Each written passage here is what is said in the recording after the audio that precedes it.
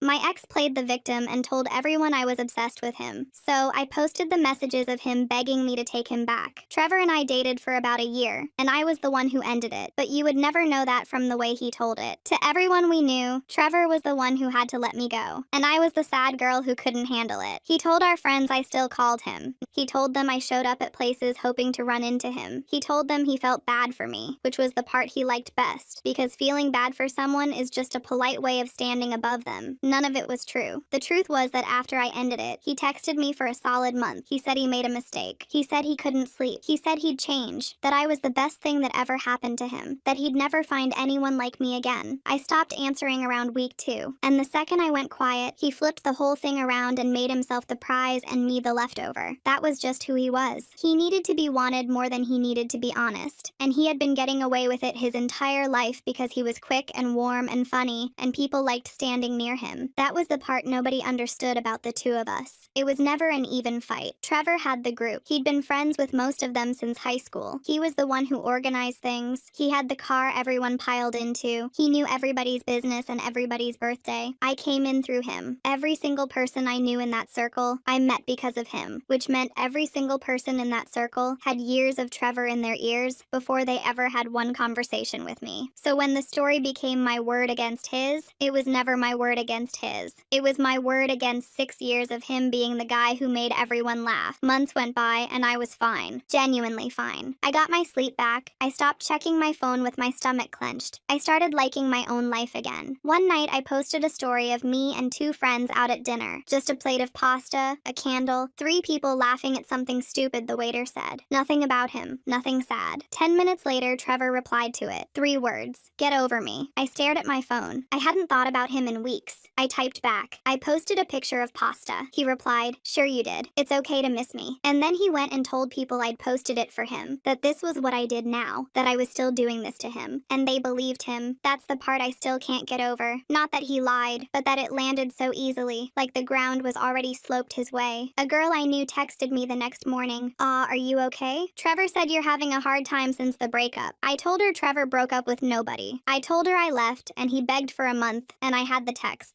She sent back a laughing face and said, that's not what he says. That's how it went every time. He said everything with total confidence, and I was the one who sounded bitter for correcting it. Confidence is a weird thing. People treat it like evidence. He didn't need proof because he never sounded like a man who needed proof, and I sounded like a woman with a folder. I tried to let it go. Trevor couldn't. He liked the attention too much, and the story was working, and things that work don't get put down. He started telling the group I couldn't take a hint. He posted things like, some people just can't move on, stay strong to everyone dealing with an obsessed ex. Everybody knew who it was about. Our friends started treating me like a situation instead of a person. One of them, a guy named Jaden who'd been Trevor's best friend since they were 15, messaged me directly. Not trying to be rude, but maybe give him space. He's told you it's over. I said I never once asked him to get back together. He said, that's not really what it looks like. That was the whole problem in one sentence. It didn't matter what happened. It mattered what it looked like, and he owned what things looked like. I sent Jaden the actual dates. The week I ended it, the 4 weeks after, all of it laid out. He said, people remember things differently. That was the answer to everything. My truth was a version. His lie was a version. His version was more fun, so his version won. It got worse.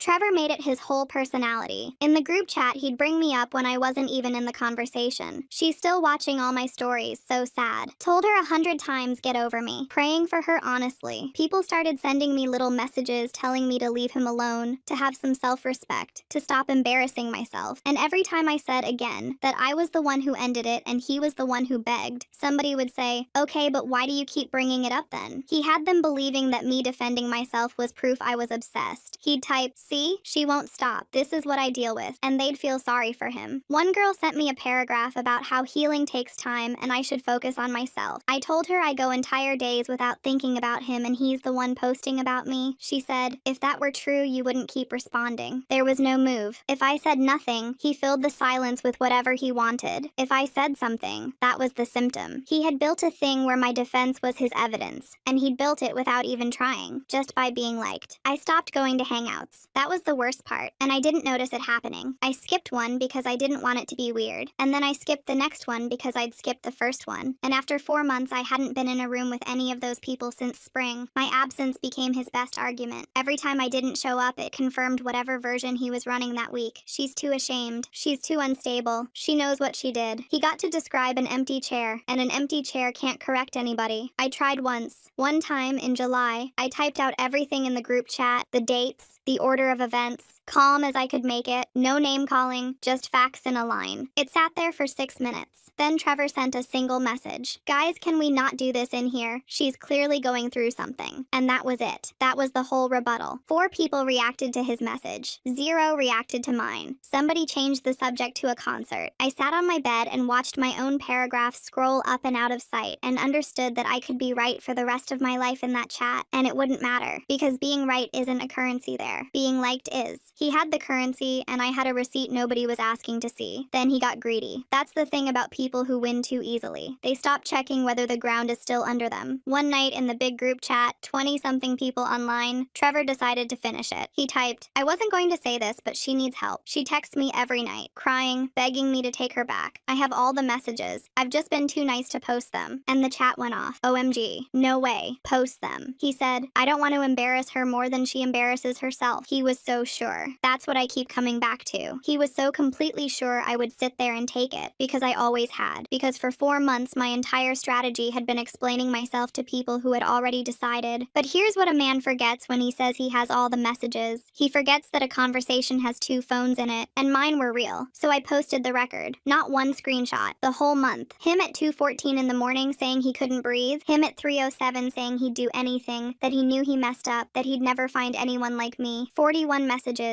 Every one of them from him. Every one of them with the date sitting right there at the top of the screen. And underneath all of it, I typed one line. "You said you had messages. So do I. Want to keep going?" The chat went dead. A full minute of nothing, which in a group chat that size is a very loud sound. Then it started. "Wait, Trevor, so you begged her?" The same people who'd been telling me to have self-respect were sitting there reading, in his own words, a month of him falling apart over me while he told all of them the exact opposite. Jaden left the chat without typing anything. Somebody posted a single laughing face. Trevor typed fast, and you could see him choosing lies in real time. Those are old. She edited those. We were both saying stuff, but the dates were on them, and they all pointed one direction, and everybody in that chat could count. He said, "This is exactly what I mean. She's obsessed. She saved all my texts." Somebody replied, "You said you saved all of hers?" He didn't answer that. He blocked me instead, which is a genuinely funny thing to do to the obsessed girl who supposedly won't leave you alone. And blocking me was the worst move he could have made, because it took his voice out of the room and left everyone alone with the screenshots. That's when Zelda texted me. Zelda was the one who'd sent the "Aw, are you okay" message weeks earlier. This time it was, "I owe you an apology. I feel so stupid." I told her she didn't have to. She kept going anyway. She said Trevor had told her privately that I'd shown up at his apartment twice. Not that I was sad, not that I texted too much, that I came to his door, and that he was scared, and that he didn't want to call anyone about it because he felt bad for me. I had to put my phone down. I don't know which building he moved into. I have never driven down that side of town since we broke up. He invented an entire frightening story with details in it, and handed it to a girl who thought she was being kind by checking on me. And then the others started. Someone I barely knew asked, "Trevor told me you keyed his car. Did you?" I said what out loud to an empty room. Another one said he'd told her I cheated, and that's why he ended it. Another said Trevor told him I moved out while he was at work. Another said Trevor told her I stole his dog. He didn't have one lie. He had a menu. Different story for different people. Custom fit, and none of them matched. And the only reason nobody had ever caught it was that nobody ever compared notes. He kept them separate so they'd never sit next to each other on the same screen. But now, they were all in the same chat, side by side, and everybody could see it wasn't a guy who stretched the truth about a breakup. It was a guy who had been handing out chapters of a book about a person who didn't exist. I thought that was the end of it. It wasn't, because Trevor didn't have an off switch. He only had a next gear. The night after the receipts went up, Jaden texted me. Long message, and I could tell from the first line that the good feeling I'd had for about 9 hours was about to be over. He said, "Trevor's really messed up right now. He's saying you manipulated those screenshots. He's saying you sent those texts to yourself from his phone while you were still together so you could use them later. He's asking me to tell people that. I read it once and didn't understand it. I read it again and did, and I wished I hadn't. His new explanation for a month of begging texts with his name on them was that I had taken his phone while we were dating and typed all of it to myself, in his voice, at 3 in the morning, over 4 separate weeks, as a long game against a breakup that hadn't happened yet. That was what he wanted his best friend to walk around telling people. I typed back, "Do you believe that?" Jaden took a while, and when he answered, it was exactly what I expected from somebody who didn't want to pick a side and had already picked one years ago. I don't know what to believe anymore, but he's my boy. I told him I'd pass the message. That was his entire position. He didn't believe it. Nobody with a working brain could believe it. But Trevor was his boy, and apparently being somebody's boy means carrying their lies around for them even after the lies stop making sense. And that told me something I hadn't understood before. Trevor wasn't lying because it was working. It had clearly stopped working. He was lying because stopping meant admitting, and admitting meant being the guy who got left and couldn't handle it, and that was the one thing he could never be. He would rather sound insane than sound rejected. So I screenshotted Jaden's whole message and sent it to Zelda, and her answer came back in about 15 seconds. He wants people to believe you time-traveled texts?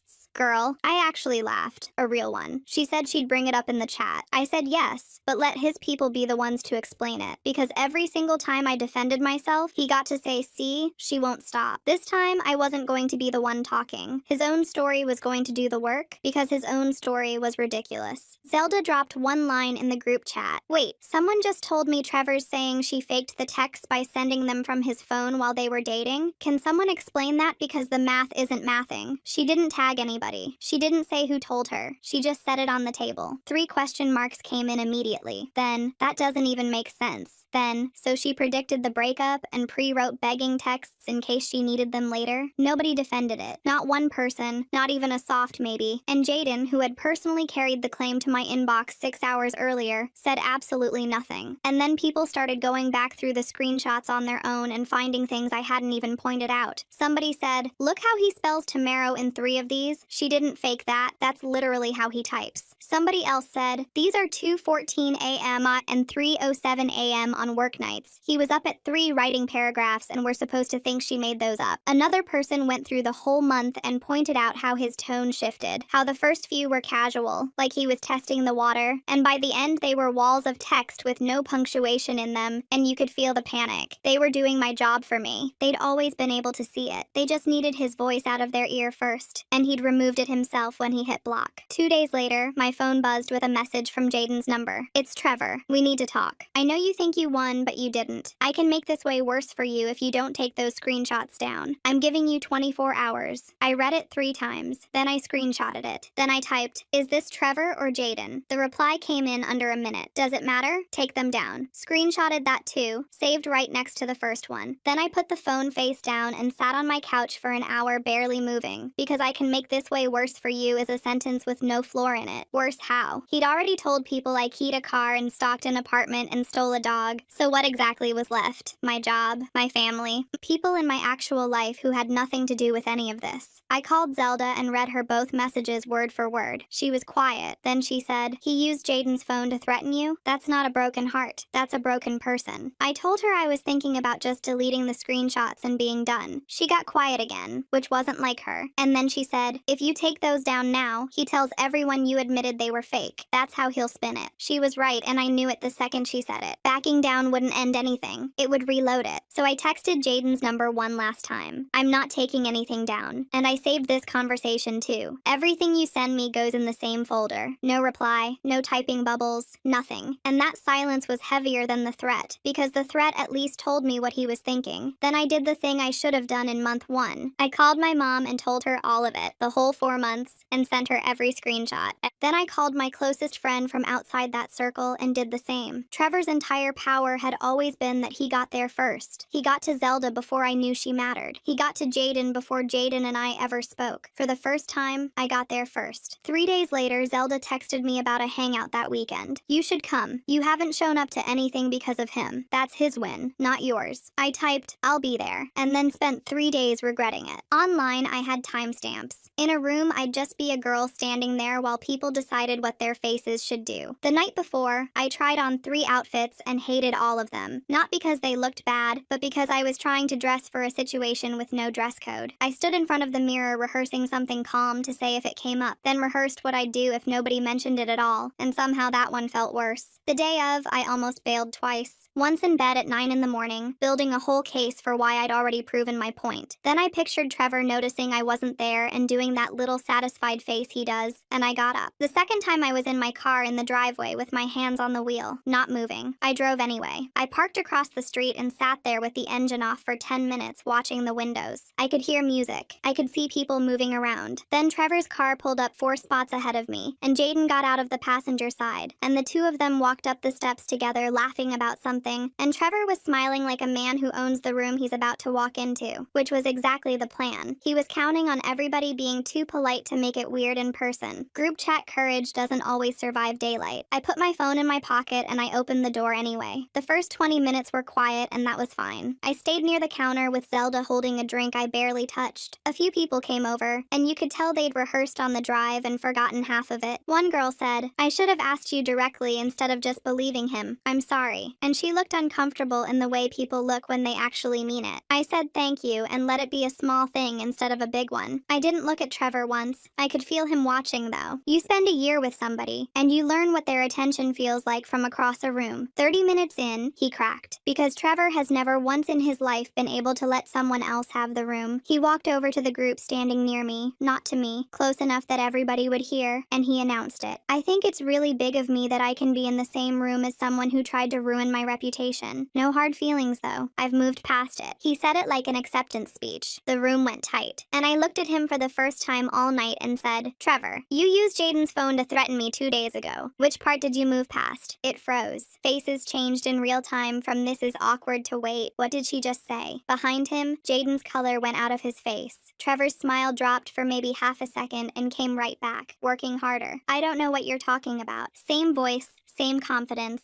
and this time I had it open on my screen already because I knew this moment was coming the second I opened the door. I read it out loud, steady, so the whole room got every word. "It's Trevor. I can make this way worse for you if you don't take those screenshots down. I'm giving you 24 hours. I looked up. Sent from Jaden's number. Tuesday, 9:47 p.m. And I held my phone out so the people closest could see the number and the timestamp sitting there together, which is a thing you can't call aversion. 2 people leaned in. One put her hand over her mouth, and then Jaden physically stepped back from him and said quietly, "He took my phone while I was in the bathroom. I didn't know he sent that." Trevor spun around. "Bro, what are you doing?" And it was the first time all night his voice wasn't smooth. Jaden looked at the floor, then at him. "No, I'm done. You told me you were just going to ask her nicely. That's a threat, man." That was it. That was the whole thing coming down. And it wasn't me that did it. Trevor went to the only tool he had left, which was volume. This is exactly what she does. She saves everything. She twists everything. She waits for the perfect moment to make me look bad. And somebody in the back said, not even loudly, "Or maybe you just keep giving her stuff to save." A couple of people laughed, and they weren't good laughs. They were tired ones. He scanned the room for someone, anyone, to give him the nod, the "come on guys, let's hear him out." Nobody did. Then Zelda spoke from beside me, calm and flat, like she was reading a grocery list. "Trevor, you told me she showed up at your apartment. You told her you had messages of her begging. You told someone else she cheated. You told another person she stole your dog. Which one was true?" He didn't answer. His jaw went tight and his hands closed, and the guy who always had the perfect thing to say had nothing at all. He grabbed his jacket off a chair without putting it on and headed for the door like the place was on fire. And then he stopped, turned around, pointed at me and said, "You're going to regret this." And I said, "I already have all the regret screenshots I need, Trevor. Do you want to keep going?" He stared at me for 1 second. Then he walked out. On the counter by the door, his drink sat where he'd left it, ice still going soft in the glass.